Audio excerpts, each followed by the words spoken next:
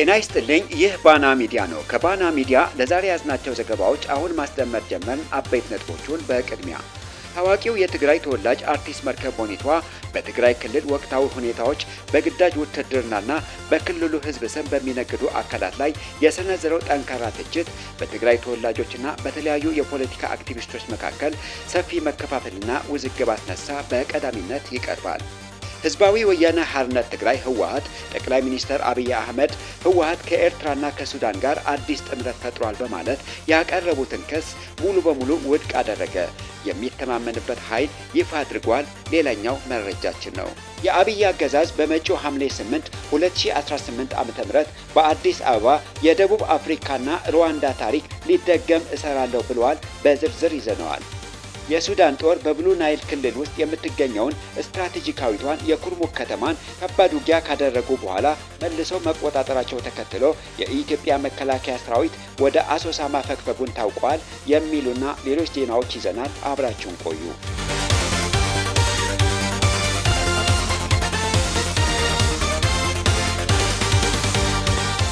ታዋቂው የትግራይ ተወላጅ አርቲስት መርከብ ቦኒቷ በትግራይ ክልል ወቅታዊ ሁኔታዎች በግዳጅ ውትድርናና በክልሉ ሕዝብ ስም በሚነግዱ አካላት ላይ የሰነዘረው ጠንካራ ትችት በትግራይ ተወላጆችና በተለያዩ የፖለቲካ አክቲቪስቶች መካከል ሰፊ የአመለካከት መከፋፈልና ውዝግብ አስነሳ። አርቲስት መርከብ ቦኒቷ ባስተላለፈው መልእክት በትግራይ ታሪክ ውስጥ ታጋይ የሚባለው የውትድርና አስተሳሰብ አምኖበት ለሀገሩና ለሕዝቡ ህልውና ሲል በራሱ ፈቃድ ዱር ቤቴ የሚል እንጂ በግዳጅ የሚነዳ እንዳልሆነ ገልጾ በአሁኑ ወቅት በትግራይ እናቶች ማልቀስ የለባቸውም ብለዋል። ሆኖም ለፖለቲካዊ ፍጆታ ሲባል ብቻ መርጦ አልቃሽ መሆን እንደማይገባ ያሳሰበው አርቲስቱ ላለፉት 5 ዓመታት በሱዳን መጣላ ጣቢያዎች ያለማቋረጥ ሲያለቅሱ የነበሩ እናቶቹም የትግራይ እናቶች በመሆናቸው ስቃያቸው እኩል ሊታይ እንደሚገባ አሳስበዋል።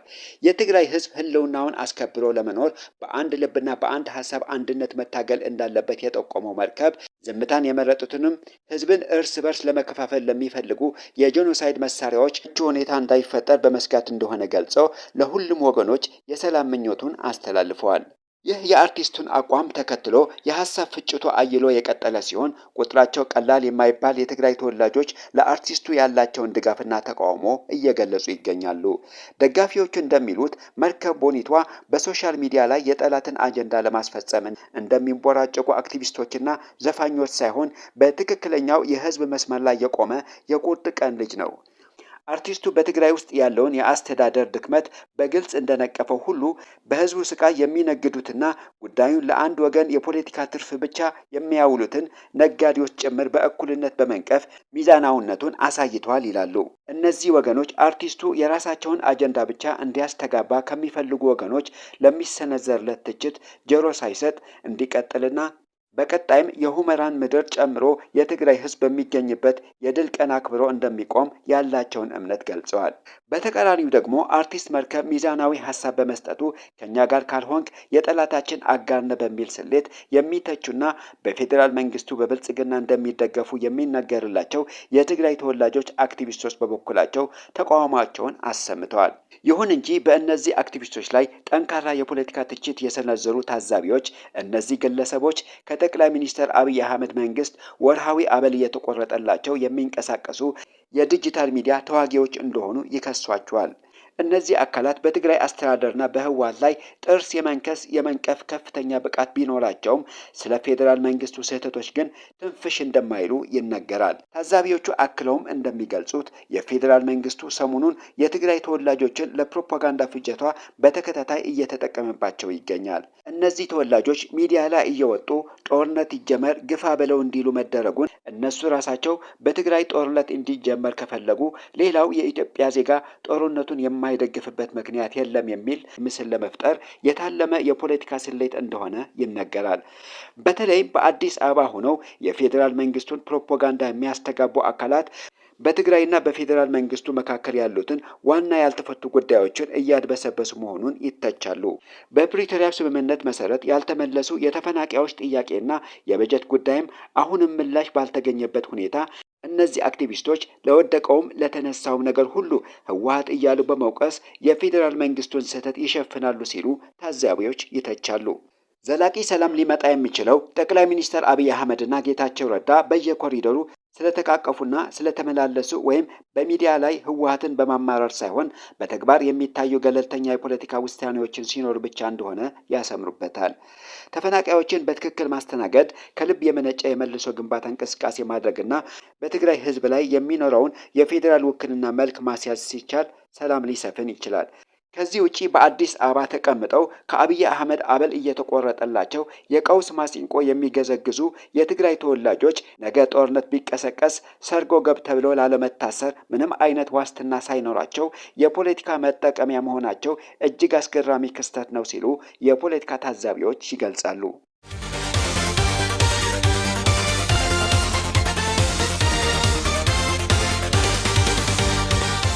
ህዝባዊ ወያነ ሓርነት ትግራይ ህወሓት ጠቅላይ ሚኒስትር አብይ አህመድ ህወሓት ከኤርትራና ከሱዳን ጋር አዲስ ጥምረት ፈጥሯል በማለት ያቀረቡትን ክስ ሙሉ በሙሉ ውድቅ አደረገ። ድርጅቱ በታሪኩ የውጭ ወታደራዊ ድጋፍ ፈልጎ እንደማያውቅና ሁልጊዜም በራሱ ኃይልና ጥንካሬ ላይ ብቻ እንደሚመካ አስታውቀዋል። ይህ ምላሽ የተሰጠው ጠቅላይ ሚኒስትር አብይ አህመድ ለህዝብ ተወካዮች ምክር ቤት ባደረጉት ንግግር ሱዳን፣ ህወሓትና ኤርትራ በኢትዮጵያ ላይ በጋራ እየሰሩ መሆናቸውና ይህም በ1983 ዓ.ም የደርግን ስርዓት ለመጣል ከተፈጠረው ጥምረት ጋር እንደሚመሳሰል ከገለጹ በኋላ ነው። ጠቅላይ ሚኒስትሩ ይህ የተባለው ጥምረት በኢትዮጵያ ሉዓላዊነት ላይ የሚያመጣውን አደጋ የለም ቢሉም ስማቸው ያልጠቀሷቸው የውጭ ኃይሎች ግን ከጀርባው እንዳሉበትና ድጋፍ እንደሚያደርጉላቸው ጠቁመው ነበር። ለዚህ የጠቅላይ ሚኒስትሩ ንግግር ምላሽ የሰጡት የህወሓት ቃል አቀባይ አቶ ሚካኤል አስገዶም ለጋዜጠኞች እንደተናገሩት ድርጅቱ ማናቸውም የውጭ አካላት በስሙ እንዲዋጉለት ጋብዞ አያውቅም። ቃል አቀባዩ አክለውም እኛ በራሳችን ነው የምንመካው፣ እንደነሱ ማንንን መጥቶ እንዲዋጋልን አንጋብዝም ያሉ ሲሆን ሌሎች አካላት መጥተው እንዲዋጉላቸው የጋበዘው የፌዴራል መንግስቱ ራሱ መሆኑንና ህወሓት ግን በራሱ ጥንካሬ እንደሚያምን ገልጸዋል። ይህ የቃል አቀባዩ ንግግር በትግራይ የ2 ዓመት ጦርነት ወቅት የኤርትራ ጦር የፌዴራል መንግስቱን ደግፎ መሳተፉን ለማመልከት የተነገረ መሆኑን ተመልክቷል። በተጨማሪም አቶ ሚካኤል ህወሓት የፕሪቶሪያውን የሰላም ስምምነት የፈረመው በወታደራዊ መስክ ስለተሸነፈ ነው የተባለውን የጠቅላይ ሚኒስትሩን ንግግር አስተባብለዋል። ድርጅቱ ስምምነቱን የፈረመው ተሸንፎ እንዳልሆነ የገለጹት ቃል አቀባዩ ከተሸናፊ ወገን ጋር ደግሞ ድርድር እንደማይደረግና የፌዴራል መንግስቱ ወደ ድርድር ጠረጴዛው የመጣው ህወሓትን ማሸነፍ ስላልቻለ መሆኑን ተናግረዋል። ስምምነቱ የተፈረመው የሁለቱም ወገኖችና የህዝብ ጥቅም ታሳቢ በማድረግ እንጂ የአንድ ወገን እጅ መስጠትን የሚያሳይ እንዳልሆነ አብራርተዋል። ህወሓት ከኤርትራ ጋር ወታደራዊ ትብብር መፍጠሩን በተደጋጋሚ የሚያስተባብሉ ሲሆን በተቃራኒው የፌዴራል መንግስቱ የፕሪቶሪያውን ስምምነት ቁልፍ ድንጋጌዎች ማለትም የኤርትራ ጦርን ከኢትዮጵያ ግዛት ሙሉ በሙሉ ማስወጣት፣ ከትግራይ አስተዳደር ውጭ ያሉ አካባቢዎችን መመለስና ተፈናቃዮችን በይዞታቸው ላይ ማቋቋም በሚል አልተተገበረም ሲል ይከሳል።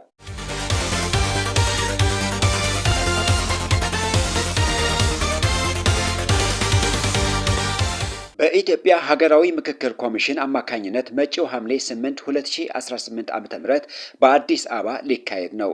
ለማካሄድ የታቀደውና ታሪካዊ የተባለው ሀገራዊ ምክክር ጉባኤ በ4 ኪሎ ከተሰየመው የብልጽግና አገዛዝና ከሚዲያ አጣቃሾቹ የሚሰማው በመምከራቸው ሀገር የገነቡ ሀገራት የሚለውን የፕሮፓጋንዳ ጋጋታ መሬት ላይ ያለውን መዋቅራዊ ውድቀት፣ የንጹሐንን ፍጅትና የድሮን ጦርነት ለመሸፈን የተዘጋጀ ሌላኛው የተስፋ መቁረጥ ድራማ መሆኑን የፖለቲካ ተንታኞች ገለጹ።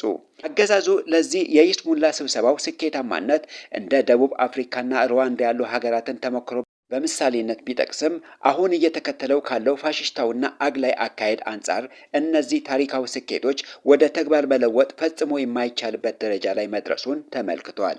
የታሪክ እውነታው እንደሚያረጋግጠው በደቡብ አፍሪካ ሆነ በሩዋንዳ እውነተኛ የምክክርና የእርቅ መድረኮች የተጀመሩት መሬት ላይ ያለውን የነፍጥ ግጭትና መጥፋፋት ሙሉ በሙሉ ቆሞ የጦርነት ድባብ ሲገፈፍና ጥፋተኞቹ ለሕግ ሲቀርቡ ብቻ ነበር።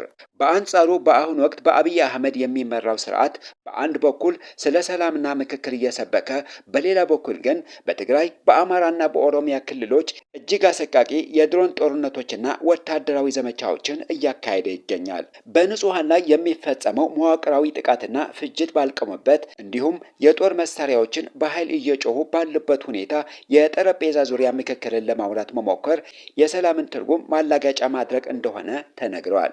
በሌላ በኩል ደቡብ አፍሪካ ከአፓርታይድ ስርዓት ስትሻገር እንደ ኔልሰን ማንዴላና ደክለርክ ያሉ እውነተኛና ተጽዕኖ ፈጣሪ የሆኑ ተፋላሚ ወገኖች በእኩልነት ጠረጴዛ ዙሪያ የተቀመጡ ሲሆን በሩዋንዳም የዘር ማጥፋት ወንጀል የፈጸሙ አካላት በጋጋቻ ባህላዊ ፍርድ ቤት ፊት ቀርበው ተጠያቂ በመሆናቸው እውነተኛ ፍትህና ይቅርታ ሰፍነዋል።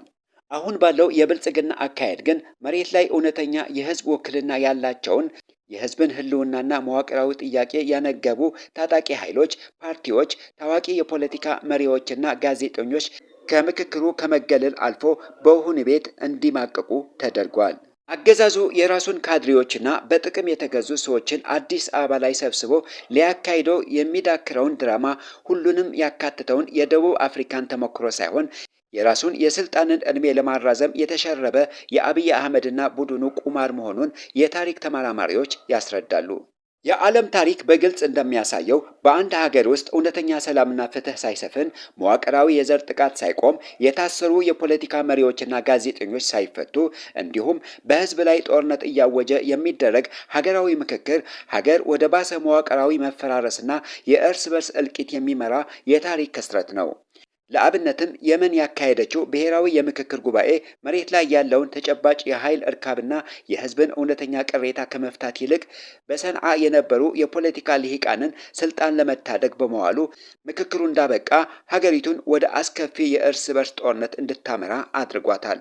በሱዳን በሊቢያና በዩጎዝላቪያ የተካሄዱት ተከታታይ የይስሙላ የምክክርና የስምምነት ፍሬምወርኮችም ሀገሪቱን ወደ ፍጹም መበተንና የዘር ፍጅት ከቷቸዋል እንጂ ያዳናቸው የለም።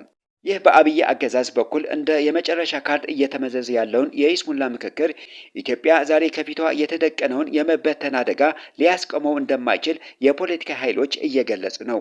ሀገሪቱን ከአደጋው ማዳን የሚቻለው መሬት ላይ ያለውን ፋሽስታዊ መዋቅር በመገርሰስና የብሔር ብሔረሰቦች ህልውና የሚያከብር እውነተኛና ፍትሐዊ ስርዓት መገንባት ሲቻል ብቻ እንደሆነ በማስገንዘብ የሐምሌ 8 ጉባኤ የብልጽግናን ስልጣንን ለማራዘም የተሸረበ የፖለቲካ ቁማር እንጂ ሌላ ትርጉም ሊኖረው እንደማይችል ተንታኞች ያስረዳሉ።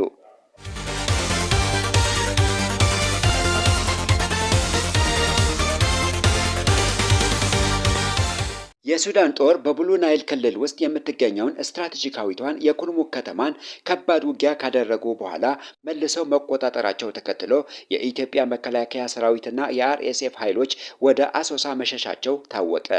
ከተማዋ በፈጣን ድጋፍ ሰጪ ኃይሎች አርኤስኤፍ እና በአብዱል አዚዝ አልሂሉ ከሚመራው የሱዳን ህዝብ ነጻ አውጪ ንቅናቄ ሰሜን ኤስፒኤልኤምኤን ጥምረት እጅ ነበረች። ይህ በኢትዮጵያ ድንበር አቅራቢያ የሚገኘው ቀጠና ባለፈው መጋቢት 24 በነበረ መጠነ ሰፊ ወታደራዊ ዘመቻ በአርኤስኤፍ እና በአልሂሉ ተዋጊዎች እጅ ወድቆ የቆየው ሲሆን በወቅቱ የሱዳን መንግስት ኢትዮጵያ በአማራ ክልል ባህር ዳር አውሮፕላን ማረፊያ ድሮኖችን እንዲነሱ በመፍቀድ ለጥቃቱ ድጋፍ አድርጋለች ሲል መክሰሱን ይታወቃል።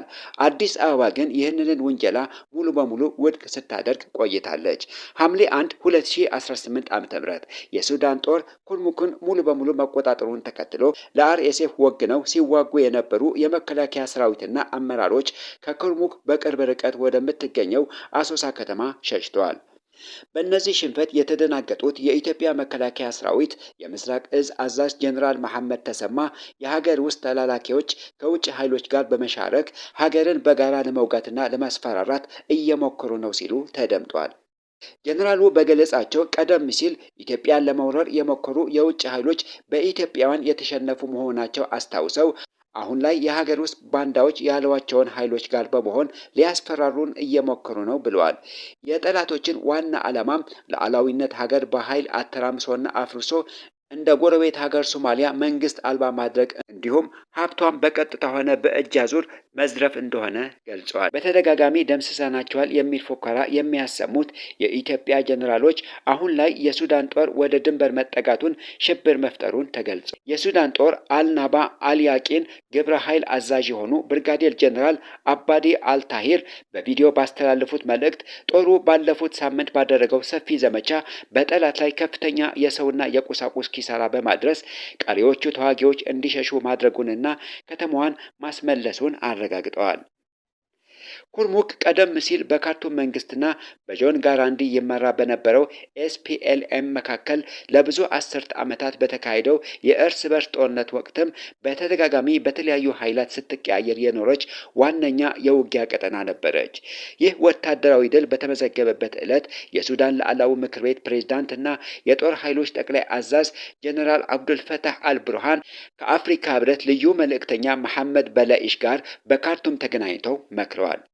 የውጭ ጉዳይ ሚኒስተሩ መሂድን ሳሌም በተገኙበት በዚህ ውይይት ላይ የሰላም እንቅፋቶችን ማስወገድ፣ የአፍሪካ ህብረት በካርቱም የሚገኘውን የግንኙነት ጽሕፈት ቤት በቅርቡ መልሶ የሚከፍትበትን ተግባራዊ ሁኔታዎች ማመቻቸትና ቀጣይነት ያለው የተኩስ አቁም ስምምነት ላይ መድረስ በሚሉ ነጥቦች ዙሪያ ሰፊ ውይይት ተደርጓል። ልዩ መልእክተኛው በለኢሽ በሰጡት መግለጫ የአፍሪካ ህብረት ለፖለቲካዊ መፍትሄና ሁሉንም ወገኖችን ለሚያሳትፈው ብሔራዊ ውይይት ቅድሚያ እንደሚሰጥ ገልጸው የህብረቱ ከፍተኛ አመራሮች በቅርቡ በካርቱም ጉብኝት እንደሚያደርጉም ይፋ አድርገዋል። የአፍሪካ ህብረት፣ የተባበሩት መንግስታት ድርጅት፣ የአውሮፓ ህብረት፣ ኢጋድና የአረብ ሊግ ያቀፈው ባለ 5 ወገን ጥምረት በዚህ ወር መጨረሻ በሱዳን የፖለቲካ ኃይሎች መካከል ሌላ የውይይት መድረክ ለማመቻቸት እየሰራ ይገኛል።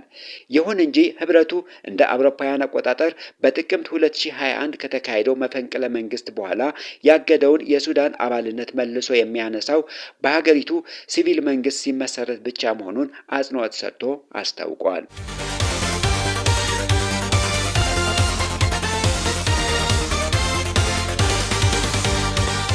የሶማሊያ የሚኒስትሮች ምክር ቤት ከግብጽ ጋር የተደረገውን የባህር ትራንስፖርትና የወደብ ልማት ትብብርን የሚያጠናክር የመግባቢያ ስምምነት አጽድቋል።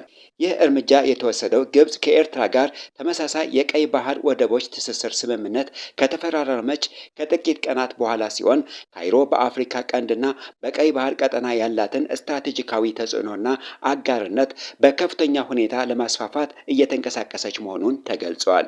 የሶማሊያ ብሔራዊ የዜና ወኪል ሶና እንደዘገበው በሁለቱ ሀገራት የሚኒስቴር መስሪያ ቤቶች መካከል የተፈረመውን ይህ ስምምነት የሶማሊያን የባህር ላይ መሰረተ ልማት ለማዘመን፣ የሀገሪቱን ብሔራዊ ትራንስፎርሜሽን እቅድ ለማገዝና ሶማሊያ በዓለም አቀፍ የባህር ንግድ ላይ ያላትን ሚና ለማጠናከር ያለመ ነው።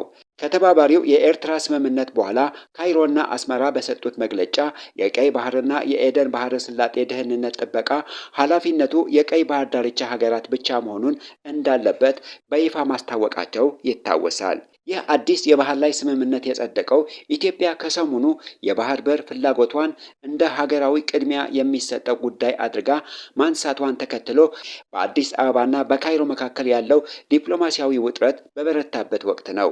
ባለፈው ግንቦት ወር የኢትዮጵያ ውጭ ጉዳይ ሚኒስቴር ግብጽ በሀገሪቱ ላይ የመክበብ ስትራቴጂ እየተከተለች ነው በማለት የከሰሰ ሲሆን ኢትዮጵያ ግን የባህር በር ፍላጎቷን በሰላማዊና በዲፕሎማሲያዊ መንገድ ማሳደዷን እንደምትቀጥል በድጋሜ ገልጻ ነበር። ሆኖም ከቀናት በፊት ጠቅላይ ሚኒስትር አብይ አህመድ የባህር በር ጉዳይ ምን ላይ ደረሰ ተብሎ ለቀረበላቸው ጥያቄ በዝምታ አልፈውታል። ግብጽ፣ ኤርትራና ሶማሊያ በፈረንጆች ጥቅምት 2024 በአስመራ ባደረጉት የሶስትዮሽ ጉባኤ የመሰረቱት ጥምረት በተለይም በታላቁ የኢትዮጵያ ህዳሴ ግድብ ህግ ዙሪያ ካለው አለመግባባት ጋር ተዳምሮ በኢትዮጵያ ላይ ዲፕሎማሲያዊና ስትራቴጂካዊ ጫና ለመፍጠር ያለመ አዲስ የኃይል አሰላለፍ እየሆነ መምጣቱን ተንታኞች ይገልጻሉ። ኢትዮጵያ በጥር 2024 ከሶማሊላንድ ጋር የተፈራረመችውን የወደብ መግባቢያ ስምምነት ተከትሎ ሞቃዲሾ የሀገሪቱን ሉዓላዊነት ለማስከበር ከግብጽ ጋር ያላትን ወታደራዊና ዲፕሎማሲያዊ ትስስር በከፍተኛ ሁኔታ አሳድጋለች። ግብጽ በአዲሱ የአፍሪካ ህብረት ድጋፍና የማረጋጋት ተልዕኮ ስር ወታደሮቿን ወደ ሶማሌ ለመላክ የጦር መሳሪያ ድጋፍ ለማድረግና የጋራ ወታደራዊ ልምምዶችን ለማድረግ በዝግጅት ላይ መሆኗን ይታወቃል። ከዚህ ቀደም ጠቅላይ ሚኒስትር አብይ አህመድ ለኢትዮጵያ የባህር በር ማግኘት የረዥም ጊዜ ኢኮኖሚያዊና ስትራቴጂካዊ ሕልውና ጉዳይ መሆኑን በተደጋጋሚ ቢገልጹም አሁን ላይ ግን ጉዳዩ እንዲነሳም እየፈለጉ አይደለም። አብይ ስልጣናቸው አደጋ ላይ መውደቁን ካረጋገጡ አይደለም በእጃቸው ያልገባ ቀይ ባህር በኢትዮጵያ ላብና ገንዘብ የተሰራ ህዳሴ ግድብ ለመሸጥ ወደ ኋላ አይሉም እየተባለ ነው።